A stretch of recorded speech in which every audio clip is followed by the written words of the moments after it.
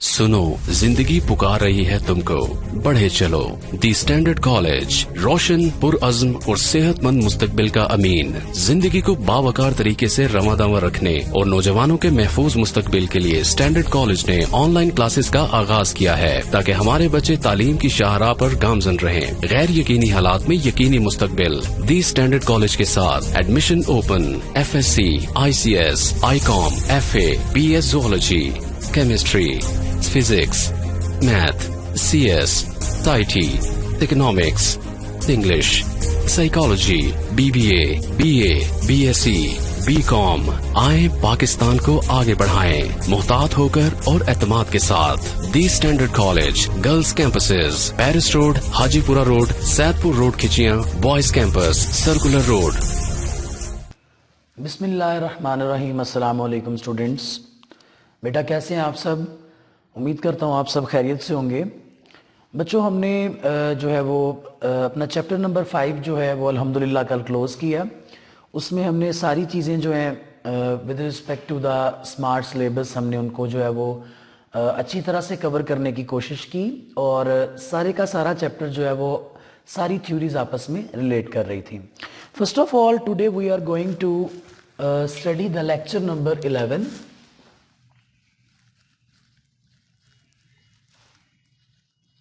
Lecture number 11, और आज इंशाल्लाह हम स्टार्ट करेंगे अपना नया चैप्टर, चैप्टर नंबर 6, जिसका बच्चों नाम क्या है? केमिकल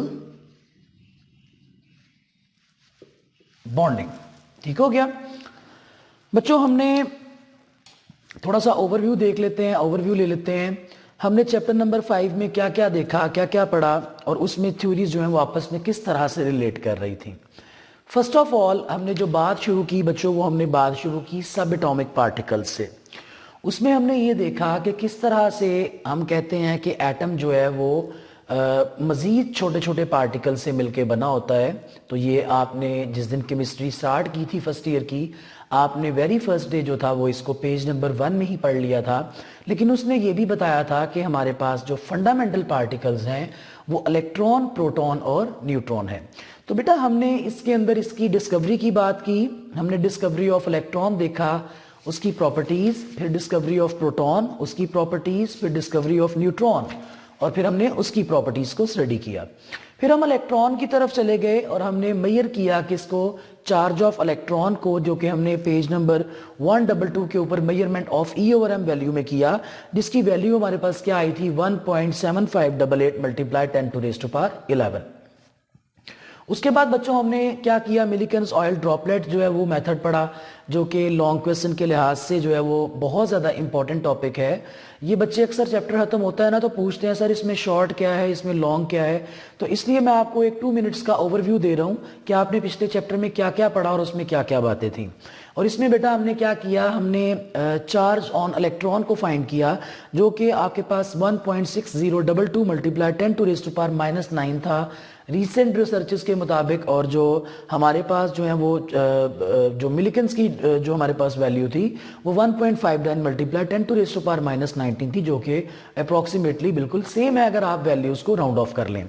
तो बेटा ये था कैसे? ये इस तरह से था कि हमारे पास एक अपरेटस था, मेटालिक अपरेटस, उसमें प्लेट्स लगी हुई थी, ऊपर वाली प्लेट में होल था। हम एटोमाइजर से जो थे वो क्या करते थे? थोड़ा सा जो है वो स्प्रिंकल करते थे ऑयल ड्रॉपलेट्स को, तो वो उस होल वाली प्लेट में से नीचे वाली प्लेट पे आता था। तो हम उसकी वेलोसिटी को जो है वो एग्जामिन करते थे कि कितनी वेलोसिटी है इसकी मूव करने की from upper plate to the lower plate.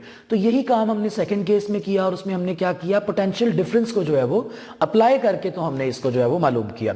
उसके बाद बेटा मैस ऑफ इलेक्ट्रॉन इसमें हमने शॉर्ट में पढ़ा। नेक्स्ट हम जो है वो चले गए रदरफोर्ड एटॉमिक मॉडल की तरफ। उसमें हमने ये पढ़ा कि किस तरह से एक्सीडेंटली जो है वो रदरफोर्ड ने डिस्कवरी ऑफ न्यूक्लियस किया। एक्चुअली वो क्या कर रहा था? एक्चुअली वो एक गोल्ड फॉयल शीट जो है उसको लेके पोलोनियम और रोडियम से निकले हुए जो रेडियम से निकले हुए जो अल्फा पार्टिकल है उनको उनके ऊपर बम्बार्ड करवा रहा था। उसके बाद उसने प्लानिटरी मॉडल भी दिया, उसके बाद डिफेक्ट्स भी आ गए रदरफोर्ड के। फिर हम बेटा चले गए प्लैंक्स क्वांटम थ्योरी के ऊपर। प्लैंक्स क्वांटम थ्योरी ने अपने जो है वो दो जो है वो पास्टुलेट्स दिए, उसमें उसने कहा कि एनर्जी जो है एमिट और अब्सॉर्ब कॉन्टिन्यूस वे में नहीं होती बल्कि ये डिसकॉन्टिन्यूस वे में होती है। और सेकंड पॉइंट में वो बताता है आपको कि energy is directly proportional to the frequency. इसके लिए प्लैंक्स ने अपना एक फॉर्मूला दे दिया, E directly proportional to frequency which is further E is equal to H V. और इसी तरह से इसको डिराइव करते हुए फाइनली हमारे पास जो आंसर आ जाता है वो E is equal to H C V bar आ जाता है। तो जिसमें हम कह सकते हैं कि एनर्जी डायरेक्टली प्रोपोर्शनल है प्लैंक्स कांस्टेंट के और उसके बाद वेव नंबर के, और ये सारी चीजें आपके पास आ जाएंगी। फिर बेटा हमने बोहर्स एटॉमिक मॉडल पढ़ा जिसमें उसने हमें ये समझाया कि जब इलेक्ट्रॉन जो है वो एक ऑर्बिट के अंदर रिवॉल्व करता रहता है तो उसकी एनर्जी के अंदर किसी किस्म का कोई इंक्रीमेंट या कोई कमी नहीं आती है। एनर्जी के अंदर कमी या ज्यादती तब होगी जब वो एक ऑर्बिट में से जंप करेगा दूसरे ऑर्बिट के अंदर। इसके लिए उसने भी बेटा आपको रिलेशन दे दिया, डेल्टा ई दे दिया कि E2 माइनस E1 के दोनों ऑर्बिट्स की एनर्जी को माइनस करके आप फर्क निकाल सकते हैं। और वो फर्क क्या होगा, बेसिकली एनर्जी चेंज होगा, और ये वो एनर्जी चेंज होगा जो उसने एक ऑर्बिट में से जंप करके दूसरे ऑर्बिट में जाने में लिया है। उसके बाद बेटा डेरिवेशन आ गई रेडियस की और एनर्जी की। तो ये आपको जो है वो मैंने बड़ी ओपनली और बड़े स्टेप्स को खोल खोल के जो है वो बयान करने की कोशिश की। उम्मीद करता हूं कि आपने इसको अच्छी तरह से जो है वो समझ ली है। उसके बाद स्पेक्ट्रम में हमें रेंजेस बताता है, विजिबल रेंज, IR रेंज, ये सारी। और ये बताता है कि जब भी हम व्हाइट लाइट को प्रिज्म में से पास करवाते हैं तो बेटा वो 7 कलर में डिसोसिएट हो जाती है। और ये बेस्ट एग्जांपल है किसकी, रेनबो की, क्योंकि वो भी 7 कलर्स की होती है। फिर हमने टाइप्स ऑफ स्पेक्ट्रम पढ़ा, कॉन्टिन्यूस स्पेक्ट्रम पढ़ा, लाइन पढ़ा। कॉन्टिन्यूस स्पेक्ट्रम वो होता है कि जिसमें जब स्पेक्ट्रम बनता है तो बाउंड्री लाइंस मौजूद नहीं होती, एक कलर दूसरे के अंदर मर्ज होता है, ठीक है। लेकिन लाइन स्पेक्ट्रम में ऐसा नहीं होता, इसमें दो कलर्स को सेपरेट करने के लिए, दो लाइंस को सेपरेट करने के लिए आपके पास बाउंड्री मौजूद होती है। आगे लाइन स्पेक्ट्रम या एटॉमिक स्पेक्ट्रम की हमने दो टाइप्स पढ़ी, एटॉमिक एमिशन स्पेक्ट्रम और एटॉमिक अब्जॉर्प्शन स्पेक्ट्रम। तो बेटा एमिशन में ये होता है कि जो रेडिएशंस निकलती हैं जब आप किसी चीज को हीट करते हैं, ठीक है, तो उन रेडिएशंस का स्पेक्ट्रम बनाया जाता है। तो एक्चुअली इसका जो बैकग्राउंड होता है वो ब्लैक होता है और इसकी जो लाइंस होती हैं वो ब्राइट होती हैं। और लेकिन अब्जॉर्प्शन स्पेक्ट्रम में आप देखें तो इसका बैकग्राउंड जो है वो ब्राइट होता है और इसकी लाइंस जो है वो व्हाइट होती हैं। हाइड्रोजन स्पेक्ट्रम में ये था कि आपके पास जो है हाइड्रोजन का जो है वो मॉलिक्यूल कह लें या हाइड्रोजन एटम कह लें या हाइड्रोजन गैस कह लें, आपने इसको डिस्चार्ज ट्यूब में लिया और आपको जो है वो ब्लूइश गैस नजर आई, एक ब्लूइश ग्लो नजर आया। और जब हमने इसको स्पेक्ट्रोमीटर की मदद से स्टडी करने की कोशिश की तो हमने देखा कि फाइन लाइंस आ रही हैं, स्पेक्ट्रल लाइंस आ रही हैं, जिनका मतलब बोहर्स भी बयान नहीं कर पाया, वो हम आगे पढ़ेंगे। ओरिजिन ऑफ हाइड्रोजन में हमने यही पढ़ा कि जब आपके पास एक इलेक्ट्रॉन एक इनर ऑर्बिट में से आउटर ऑर्बिट में जाता है तो वो एनर्जी को ऑब्जॉर्ब करके जा सकता है, विदाउट ऑब्जॉर्प्शन ऑफ एनर्जी वो मूव नहीं कर सकता। लेकिन जब उसको आउटर ऑर्बिट में से वापस इनर में आना है तो उसको वही एनर्जी जो है वो क्या करनी पड़ेगी, रिलीज करनी पड़ेगी। बेटा नेक्स्ट में हमने calculation of wave number photon ये वो किया, जिसमें एक दो एग्जांपल मैंने आपको लेमन और बाल्बर सीरीज की करवाई थी। फिर हम चले गए बोहर्स के डिफेक्ट की तरफ। तो पहला डिफेक्ट ये था कि इसने mono electronic system just like as hydrogen, उसको तो एक्सप्लेन किया लेकिन पॉली इलेक्ट्रॉन सिस्टम को एक्सप्लेन नहीं कर सका। दूसरे के अंदर जो स्पेक्ट्रल लाइंस अभी मैंने हाइड्रोजन स्पेक्ट्रम की बताई हैं उनको उनके बारे में ये नहीं बता सका ये कि ये स्पेक्ट्रल लाइंस क्यों आती हैं और इनकी जो है वो पर्पस क्या होता है। थर्ड में इसने कह दिया, जो बोहर्स ने कहा था कि जो ऑर्बिटल होते हैं वो सर्कुलर होते हैं, लेकिन देखा गया कि ये सर्कुलर नहीं होते हैं बल्कि ये 3 डिमेंशनल होते हैं। और लास्ट में इसने जीमान और स्टार्क इफेक्ट को जो है वो एक्सप्लेन नहीं किया। और उसके बाद जो है सोमरफोल्ड ने 1915 के अंदर बच्चों इसको गलत करार दे दिया, इस तरह से कि जैसा कि बोहर ने कहा था कि आपके पास एटॉमिक ऑर्बिटल सर्कुलर है, तो ये सर्कुलर नहीं होते हैं बल्कि ये आपके पास एलिप्टिकल होते हैं। उसके बाद एक्सरे टॉपिक है वो हमारा जो है इसके अंदर वो क्रॉस था वैसे ही। नेक्स्ट हम आगे वेव नेचर पार्टिकल, इसके अंदर बेटा आपकी छोटी सी जो है वो डेरिवेशन है। और इसमें हमने ये देखा था कि प्लैंक्स ने जो कहा था कि प्लैंक्स क्वांटम थ्योरी ने हमें बताया था कि लाइट शो करती है, दोहरा बिहेवियर होता है इसका। एक बिहेवियर होता है बेटा इसका वेव नेचर का, एक होता है पार्टिकल का, वेव पार्टिकल बिहेवियर। तो डी ब्रॉगली ने इसको जो है वो बाकी चीजों के ऊपर भी जो है वो इम्प्लाई कर दिया, अप्लाई कर दिया और इसके लिए इसने रिलेशन दे दिया। उसी रिलेशन को कंफर्म किया एक्सपेरिमेंटल वेरिफिकेशन के साथ अमेरिकन साइंटिस्ट ने, जो कि डेविसन और जर्मर था, और उन्होंने इसको जो है वो एक्सपेरिमेंटल वेरिफिकेशन करवा के नोबेल प्राइज हासिल किया। और इन्हीं की वजह से जो है वो जो डी ब्रॉगली था उसको भी नोबेल प्राइज मिला। किस वजह से? क्योंकि उसने इक्वेशन ड्राइव की थी। नेक्स्ट हम चले जाते हैं हाइजेनबर्ग अनसर्टेनिटी प्रिंसिपल की तरफ। हाइजेनबर्ग ने ये बताया था कि आपके पास अगर एक इलेक्ट्रॉन एक ऑर्बिट में मूव कर रहा है तो उसकी आप एक ही वक्त पे पोजीशन और उसका मोमेंटम कभी भी फाइंड आउट नहीं कर सकते हैं, जैसा कि बोहर ने कहा था कि इसको फाइंड आउट किया जा सकता है।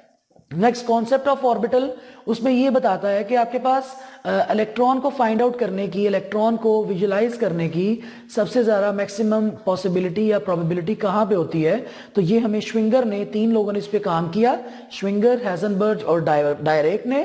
तो श्विंगर ने हमें बताया कि न्यूक्लियस से जो डिस्टेंस होता है 0.529 एंगस्ट्रॉन या फिर 0.0529 नैनोमीटर का जो डिस्टेंस होता है बच्चों, उस डिस्टेंस के ऊपर इलेक्ट्रॉन को फाइंड आउट करने की प्रोबेबिलिटी मैक्सिमम होती है। नेक्स्ट हम चलेंगे क्वांटम नंबर्स के ऊपर। ये सेट ऑफ न्यूमेरिकल वैल्यूज है और इलेक्ट्रॉन को या इलेक्ट्रॉन के बिहेवियर को फ्रॉम एवरी एंगल जो है बयान करने के लिए बहुत जरूरी है। इसकी 4 टाइप्स हैं, प्रिंसिपल, एजीम्यूथल, मैग्नेटिक और स्पिन क्वांटम नंबर, जो हमने लास्ट 2 लेक्चर्स में पढ़ी हैं। उसके अंदर इनकी जो नॉमिनेशन है या इनको डिनोट जो किया जाता है, प्रिंसिपल क्वांटम नंबर को n से, एजीम्यूथल क्वांटम नंबर को l से, मैग्नेटिक क्वांटम नंबर को स्मॉल m से और स्पिन क्वांटम नंबर को स्मॉल s से। प्रिंसिपल क्वांटम नंबर की वैल्यू होती है n is equals to 1 2 3 4 and so on. उसके बाद आपके पास एजीम्यूथल क्वांटम नंबर की वैल्यू होती है l is equals to 0 1 2 3 and so on. Magnetic quantum number की वैल्यू होती है 0 +-1 +-2 +-3 एंड सो ऑन। जबकि स्पिन की वैल्यू नहीं बताई गई बिकॉज वो एक्सप्लेन करता है कि इलेक्ट्रॉन जो है वो ऑर्बिट में मूव करते हुए रोटेशन के साथ साथ अपने गिर्द स्पिनिंग भी जो है वो परफॉर्म करता है। उसके बाद बच्चों आप चले जाते हैं अपनी शेप्स ऑफ ऑर्बिटल के ऊपर। तो शेप एस की जो है स्फेरिकल होती है, टी की जो है वो डंबल होती है और डी की जो है वो कॉम्प्लिकेटेड शेप होती है, या उसको आप कह लिया करें डबल शेप होती है। ओके, और लास्ट में हमने क्या पढ़ा, इलेक्ट्रॉनिक कॉन्फ़िगरेशन पढ़ा, जिसमें आपने 3 रूल्स पढ़े, ऑफ बाउ प्रिंसिपल, पॉलिस एक्सक्लूजन प्रिंसिपल और आपके पास जो आ जाता है आपका हुन्स रूल। तो उसमें बेटा हमने देखा कि किस तरह से हमने इलेक्ट्रॉन की फिलिंग करनी है। तो ये आपका पूरा जो है वो चैप्टर था जिसके अंदर जो हमने सारे टॉपिक पढ़े। तो इसको जो है वो आप नोट कर लें। अगर आपको किसी चीज़ में थोड़ी बहुत प्रॉब्लम है, किसी चीज़ में मसला है, तो हम इंशाल्लाह डिस्कशन क्लास जो नेक्स्ट होने वाली है उसमें ज़रूर इसकी बात करेंगे। बच्चों आज जो हमारा चैप्टर स्टार्ट हो रहा है, चैप्टर नंबर 6, वो बेसिकली केमिकल बॉन्डिंग है। तो केमिकल बॉन्डिंग होता क्या है, सबसे पहले हमने इसको समझना है। It is a force, a chemical bond is a force which holds, it is a force which holds 2 or more atoms। ठीक हो गया। तो कहता है ये केमिकल फोर्स है जो कि 2 या 2 से ज्यादा एटम्स को या आयंस को आपस में जोड़े रखते हैं और जोड़े रखने के साथ साथ क्या बनाती है, कंपाउंड। फॉर एग्जांपल आपके पास हाइड्रोजन है और हाइड्रोजन है, ठीक है, हम इसकी बात कर लेते हैं। तो बेटा ये हाइड्रोजन एक एटम है, ये हाइड्रोजन भी एक एटम है, लेकिन अगर इनके दरमियान बॉन्ड बना दिया जाए तो क्या होगा, ये एटम नहीं रहेगा बल्कि ये मॉलिक्यूल बन जाएगा। अब ये बॉन्ड से मुराद क्या है कि ये हाइड्रोजन इससे दूर भी नहीं जा सकता, इसके करीब भी नहीं आ सकता, क्योंकि इसकी एक स्पेसिफिक बॉन्ड लेंथ है। तो यहां पे यही वो बॉन्ड है जिसने 2 एटम्स को जोड़ के रखा हुआ है। इसकी मैं आपको एक और एग्जांपल दे देता हूं। लेट्स से आपके पास जो है वो CH4 है, तो आप देख सकते हैं कि एक कार्बन जो है, जो कि टेट्रावैलेंट होता है, जिससे मुराद ये है कि इसकी बॉन्डिंग टेंडेंसी जो है वो आपके पास 4 है। Okay, tetravalent. तो इसने बेटा ये बॉन्ड्स की मदद से हाइड्रोजन को अपने गिर्द जो है वो सराउंड करके रखा हुआ है, और ये हाइड्रोजन जो है वो इसके साथ पूरे जो है वो कनेक्टेड हैं, और किसकी वजह से हैं, सिर्फ इन केमिकल बॉन्ड्स की वजह से हैं। तो कहता है वो फोर्स जो कि रिस्पॉन्सिबल होती है कुछ 2 चीजों को, 3 चीजों को, 4 चीजों को या 10 चीजों को आपस में जोड़ने के लिए, उसको बेटा हम क्या कहते हैं, बॉन्डिंग कहते हैं। और इसी की मदद से हम किसी भी चीज की शेप देख सकते हैं और मॉलिक्यूल्स की फॉर्मेशन देख सकते हैं, और ये सारा कुछ किसकी वजह से होता है, केमिकल कॉम्बिनेशन की वजह से। जिस तरह ये देखें ना, आपके पास ये है तो इसकी शेप बेटा क्या होगी, आपके पास, इसको इस तरह ना लिखते हैं हम, इसको एक मॉलिक्यूल लिखते हैं MgCl एंड Cl। तो इसकी शेप क्या देखें, इसमें एंगल क्या है 180 का, तो इसकी शेप बच्चों होगी आपके पास लीनियर। ओके, आप जब भी कार्बन को देखते हैं जो कि टेट्रावैलेंट है, तो इसकी शेप क्या होती है, टेट्राहीड्रल। अगर आप बोरॉन को ले लेते हैं और यहां पे आपके पास है फ्लोरीन, सॉरी, यहाँ पे है आपके पास एक और फ्लोरीन और यहाँ पे आपके पास एक और फ्लोरीन। तो बच्चों इसको आप क्या कहते हैं, ट्रायंगुलर प्लेनर या ट्रायंगुलर सिंपली आप बोल दें इसको, ठीक है। तो देखिए ये शेप्स जो बनी है ये किसकी वजह से बनी है, ये बॉन्डिंग की वजह से बनी है। यही बॉन्डिंग है जिसने एटम्स को अपने गिर्द जो है वो सस्टेन कराया हुआ है, या अपने गिर्द जो है अपनी सराउंडिंग में जो है उनको जो है वो बॉन्ड्स के साथ कनेक्ट किया हुआ है, तो इनकी डिफरेंट शेप्स आ रही हैं। अब ये Cl और Cl इधर क्यों है, क्योंकि एक Cl दूसरे Cl से मैक्सिमम डिस्टेंस पे रहना चाहता है, तो मैक्सिमम डिस्टेंस यहां से इसका यही हो सकता है, तो इसका एंगल आ गया 180। ये आपके पास ट्रायंगुलर है क्योंकि बोरॉन के अंदर 3 फ्लोरीन है और तीनों जो है वो आपस में रिपल्सिव है, तो इनके अंदर मैक्सिमम डिस्टेंस क्या होगा, वो आपके पास होगा 120 का एंगल। और शेप क्या आ जाएगी, ये गौर करिएगा, शेप बच्चों आपके पास आ जाएगी ट्रायंगुलर। इसी तरह से आप इसको देख ले तो इसकी भी क्या आ जाएगी, टेट्रागोनल या टेट्राहीड्रल। तो आपको ये बताता है कि सारा कुछ किसकी वजह से हो रहा है, केमिकल बॉन्डिंग या केमिकल कॉम्बिनेशन की वजह से हो रहा है। तो आपके पास ये थ्योरी जो है केमिकल बॉन्डिंग की, ये बहुत बड़ा प्रॉब्लम था किसके लिए, कि मॉडर्न केमिस्ट के लिए। और इस चैप्टर के अंदर हमने जो सारी बातें जो पढ़नी है बेटा, वो हमने टाइप्स ऑफ बॉन्डिंग के ऊपर बात करनी है, शेप्स ऑफ बॉन्डिंग के ऊपर बात करनी है, ज्योमेट्री ऑफ बॉन्डिंग के ऊपर बात करनी है, और हमने इन सब चीजों को एक्सप्लेन करना है। तो आप रेडी हो जाएं कि हम जो है वो शेप्स और इन सारी चीजों की बात करने लगे हैं। सबसे पहले हम शुरू करेंगे बॉन्ड्स क्यों बनते हैं, बॉन्ड कैसे बनते हैं, ठीक है, और बॉन्ड्स जब बनते हैं तो उनकी शेप्स किस तरह से आएंगी, तो ये सारी चीजें हम देखने लगे हैं। आपका जो टॉपिक है 6.1.1, तो वो है आपके पास कॉजेज ऑफ केमिकल बॉन्डिंग।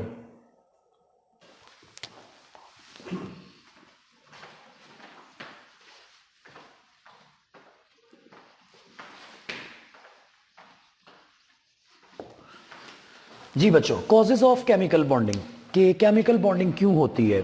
सबसे पहली बात मैं आपको ये बताऊं कि everything in the universe is tend to move towards the stability. हर चीज इस कायनात में अपने आप को स्टेबल करना चाहती है। तो कहते हैं ये ऑब्जर्व किया गया केमिकल रिएक्टिविटीज ऑफ एलिमेंट्स की बेस के ऊपर और इलेक्ट्रॉनिक के कॉन्फ़िगरेशन की बेस के ऊपर कि हर एलिमेंट किसके जैसा बनना चाहता है, नोबल गैसेस जैसा। बच्चों देखिए, जिस तरह से आपका भी कोई आइडियल होगा, आपके फादर हो सकते हैं, आपकी मदर हो सकती हैं, या आपकी फैमिली में कोई हो सकता है, तो आप एक छोटा बच्चा भी जो है वो अपने फादर के लायक एक्ट करने की कोशिश करता है, ठीक है जी, मैं ऑफिस जा रहा हूं। इसी तरह से इन जो आपके पास प्रोडक्ट टेबल है, इसके अंदर भी जो एलिमेंट्स हैं वो अपना आइडियल जो है वो किसको मानते हैं, नोबल गैसेस को। अब क्वेश्चन ये है कि उनको आइडियल क्यों माना जाता है। इसलिए बच्चों क्योंकि उनके अंदर जो नंबर ऑफ इलेक्ट्रॉन्स होते हैं वो आपके पास कंप्लीटली फिल्ड होते हैं। मतलब कि आपके हम किसी भी स्टेबिलिटी को चेक करने के लिए 2 रूल्स देखते हैं, एक होता है ड्यूप्लेट,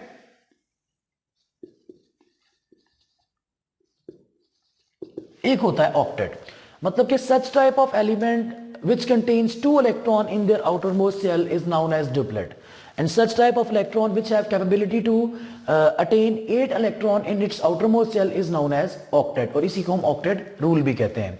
अब मैं आपको ये बताता चलूं कि जिस तरह से आप देखें, आपकी बुक में भी एग्जांपल गिवन है। अगर आप हीलियम को देखें बेटा, इसके 2 इलेक्ट्रॉन्स होते हैं, तो क्या होगा 1s2, तो इसका मतलब इसका आउटरमोस्ट शेल कंप्लीट है। और अगर आप इसकी शेप बनाना चाहते हैं तो इसकी शेप जो है वो इस तरह करके होगी, ठीक है जी। अगर आप दूसरे को देखें, हीलियम को, हीलियम के बाद आता है नियॉन, सॉरी, तो नियॉन को देखिए तो 10 इलेक्ट्रॉन्स होते हैं, तो इसकी इलेक्ट्रॉनिक कन्फिग्रेशन यूं होगी 2s और 2px 2py और 2pz। तो बेटा जिस तरह मैंने हुन्स रूल से आपको सिखाया था, 1 इलेक्ट्रॉन 1 इलेक्ट्रॉन, 2, ये आपके पास टोटल हो गए 4, उसके बाद 5, उसके बाद 6 7, बच गए 8 9 और 10। अगर आप इसको एटॉमिक ऑर्बिटल की फॉर्म के अंदर ड्रॉ करें तो पहले शेल में आगे 2 इलेक्ट्रॉन, दूसरे के अंदर 3 4 5 6 7 8 9 10।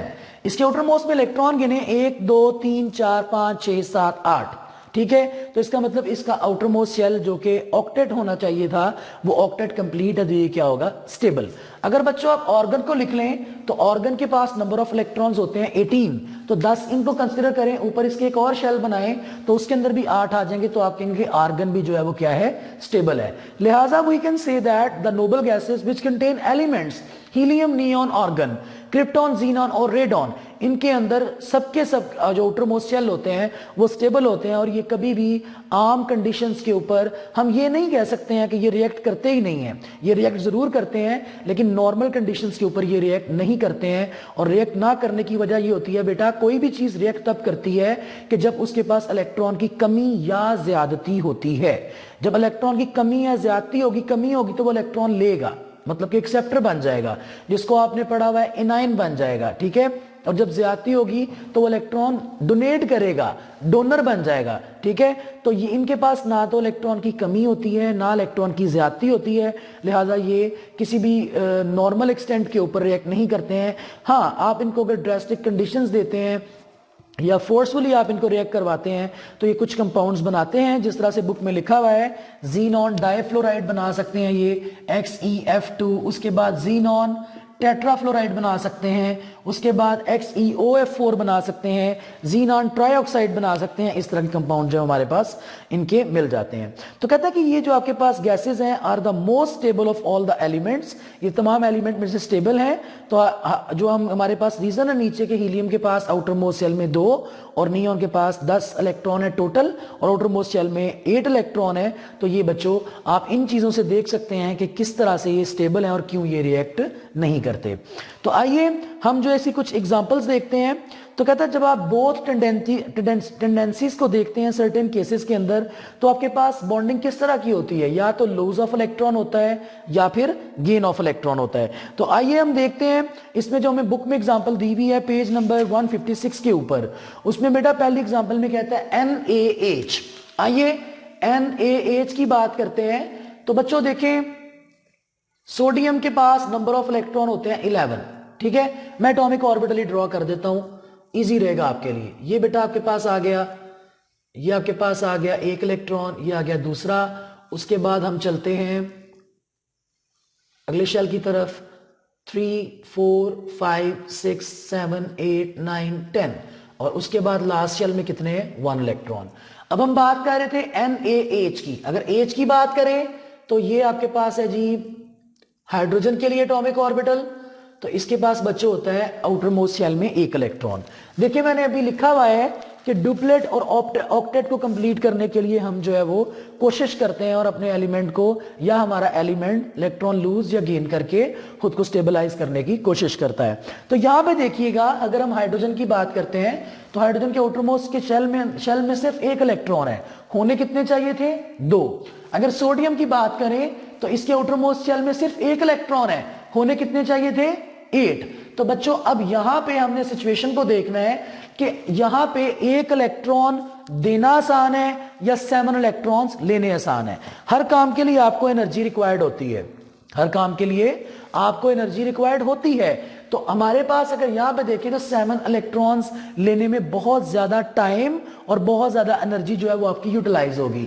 लेकिन ये क्या ये बेहतर नहीं है कि हम 1 इलेक्ट्रॉन लूज कर दें। देखिए ना, अगर हम 1 इलेक्ट्रॉन लूज कर देंगे, ये गया तो मतलब कि पूरे का पूरा ऑर्बिट ही गया, ठीक है। तो नीचे जो ऑर्बिट निकल आएगा उसमें कितने इलेक्ट्रॉन होंगे, 1 2 3 4 5 6 7 8। तो हमारा ऑक्टेट कंप्लीट हो रहा है, किस तरह से, बाय लूजिंग 1 इलेक्ट्रॉन। और बेटा आपने बेसिक्स में चैप्टर नंबर 1 में आपने जो है वो सेकंड पेज के ऊपर पढ़ा हुआ है आयंस के, कोई भी एलिमेंट या एटम जब इलेक्ट्रॉन को लूज करता है तो उसके ऊपर क्या आ जाता है, पॉजिटिव चार्ज आ जाता है, ठीक है। इसी तरह से अब ये इलेक्ट्रॉन जो यहां से दिया वो किसके पास चला गया, वो हाइड्रोजन के पास चला गया, ठीक है। तो आपके पास यहां पे हाइड्रोजन के ऊपर क्या आ जाएगा, हाइड्रोजन इलेक्ट्रॉन गेन किया है तो आप कह सकते हैं कि नेगेटिव आ गया। तो there is a electrostatic force of attraction between positive and negative. तो आपके पास NaH जो है वो क्या हो जाता है, वो आपके पास यहां पे प्रोडक्ट आ जाता है। इसमें आप एग्जांपल NaCl की भी ले सकते हैं। किस तरह के, आपके पास Cl क्या होता है जी, Cl के इलेक्ट्रॉन होते हैं, याद रखें 17।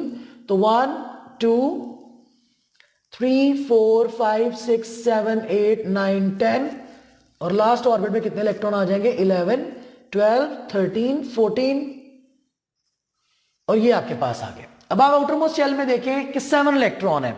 यहां पे केस मुख्तलिफ है, 7 इलेक्ट्रॉन है, कमी कितने इलेक्ट्रॉन की है, 1 इलेक्ट्रॉन की। तो यहां पे 1 इलेक्ट्रॉन लेना अक्लमंदी है या लेना आसान है, बजाय इसके कि आप 7 इलेक्ट्रॉन्स दे दें। तो आप ये मान लें कि जो सोडियम ने 1 इलेक्ट्रॉन दिया था, अगर वो Cl को दे देता तो क्या बन जाता, Na पॉजिटिव बन जाता और Cl नेगेटिव। तो बेटा आपके पास stable salt NaCl known as sodium chloride, तो ये आपको यहां पे हासिल हो जाता है।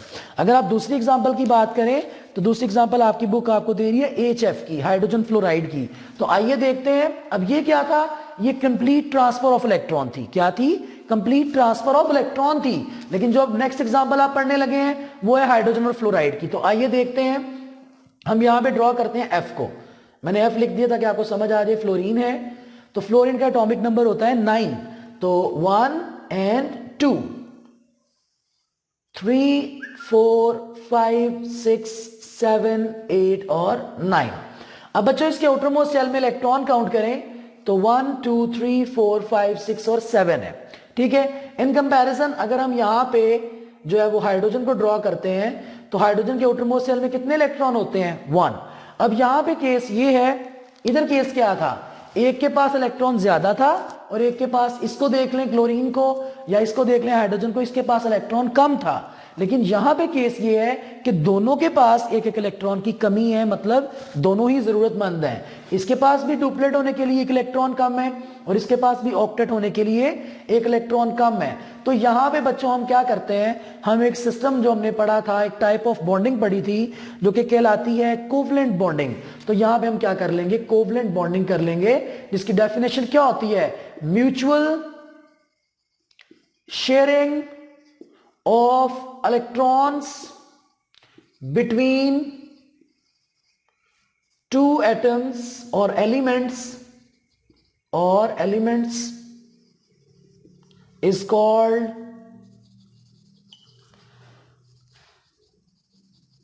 Covalent bonding. ठीक है। तो हमने क्या किया, यहां पे ये म्यूचुअल शेयरिंग हो गई आपके पास 2 इलेक्ट्रॉन की। तो बच्चों इनमें क्या होता है, ये जो मैंने बॉक्स या मैंने एक स्क्वायर ड्रॉ किया है, जब आपने इस इलेक्ट्रॉन को काउंट करना है इस एलिमेंट को, तो आपने बाकी सारा एटम हाइड कर लेना है, लेकिन ये बॉक्स वाले जरूर काउंट करने हैं। तो देखिएगा 1, 2, 3, 4, 5, 6, 7, 8। ठीक है। जब आपने इसको काउंट करना है, बाकी सारे हाइड कर लेने हैं, ये पीछे वाले काउंटिंग में नहीं आएंगे, तो आपने ये काउंट करने हैं 1 and 2। अगर मान लें इसके अंदर मजीद पीछे इलेक्ट्रॉन है, जिस तरह हमने इसके सारे काउंट किए उस तरह वो भी बाकी आप काउंट करेंगे। तो इस तरह से आप देख सकते हैं बच्चों कि हम जो है वो म्यूचुअल शेयरिंग करके भी अपने एलिमेंट्स को क्या कर सकते हैं, स्टेबल। तो ये देखें इन्होंने अपने आप अपनी स्टेबिलिटी जो है वो किस तरह से मेंटेन की है, बाय शेयरिंग देयर इलेक्ट्रॉन्स। तो बात करने का मकसद ये था कि एलिमेंट्स अपने आप को स्टेबल करना चाहते हैं और क्या करना चाहते हैं, नोबल गैस इलेक्ट्रॉनिक कॉन्फ़िगरेशन हासिल करना चाहते हैं। देखिए ना, ये हाइड्रोजन था, इसके अंदर इसने सोडियम से 1 इलेक्ट्रॉन लिया, तो बेटा इसके पास कितने आ गए आउटरमोस्ट शेल में इलेक्ट्रॉन, 2 आ गए। तो ये क्या बन गया, ये हीलियम लाइक नहीं बन गया, हीलियम के पास 2 इलेक्ट्रॉन होते हैं, तो इसने हीलियम की शेप को अटेन कर लिया। ये सोडियम था, इसका एटॉमिक नंबर 11 है। ठीक है। तो इसके पास 11 इलेक्ट्रॉन जो है वो मौजूद थे, लेकिन इसने क्या किया, 1 इलेक्ट्रॉन लूज किया, जिसकी वजह से मैंने इसको लिखा Na पॉजिटिव, मतलब कि इलेक्ट्रॉन रह गए 10। तो क्या बेटा इसने नियॉन की शेप को अटेन नहीं कर लिया। अगर आप बात करें इसकी जो कि Cl था, मैंने बताया कि क्लोरीन के पास नंबर ऑफ इलेक्ट्रॉन 17 होते हैं। ठीक है। इसने क्या किया, सोडियम से 1 इलेक्ट्रॉन गेन किया और क्या बन गया, Cl नेगेटिव। नेगेटिव इसलिए क्योंकि इलेक्ट्रॉन गेन कर रखा है, तो इसके पास कितने आ गए, 18 आ गए। तो बेटा इसके बाद जो नियॉन के बाद आर्गन आता है, ठीक है, क्या ये वो नहीं बन गया, उस जैसी इसने इलेक्ट्रॉनिक कॉन्फ़िगरेशन जो है वो अटेन नहीं कर ली। तो बात का करने का मकसद ये है कि ये अपने आप के अंदर जो चेंजेस लेके आते हैं बाय लूजिंग देयर इलेक्ट्रॉन और बाय गेनिंग देयर इलेक्ट्रॉन और by mutual sharing of electron between themselves, ये सिर्फ इसीलिए लेके आते हैं ताकि ये अपने आप को स्टेबलाइज कर सके। तो बच्चों इन चीजों को आपने याद रखना है, इनको समझना है कि बेसिक्स हैं। ठीक है। उसके बाद आपको बताता है कि ऑक्टेट रूल जो है वो यूनिवर्सल नहीं है, हर जगह पे अप्लाई नहीं हो जाता। लाइक मॉलिक्यूल है PF5, ठीक है, जिसको हम कहते हैं फॉस्फोरस पेंटाफ्लोराइड। मॉलिक्यूल है SF6 जिसको हम कहते हैं सल्फर हेक्साफ्लोराइड, और मॉलिक्यूल है BCl3 बोरॉन ट्राइक्लोराइड। ये इस रूल को फॉलो नहीं करते। ये दूसरे रूल्स होते हैं, आप जो है वो BSc और बल्कि इससे भी ऊपर लेवल में पढ़ेंगे। तो ये चूंकि आपके जो है वो कोर्स में शामिल नहीं है, लिहाजा हम इसकी बात नहीं करते। तो बच्चों इसको अच्छी तरह से प्रिपेयर करें, तैयार करें, और कोई भी प्रॉब्लम है उसको शेयर करें, और अगले लेक्चर तक के लिए मुझे इजाजत दें। अपना ख्याल रखिएगा। अल्लाह हाफिज।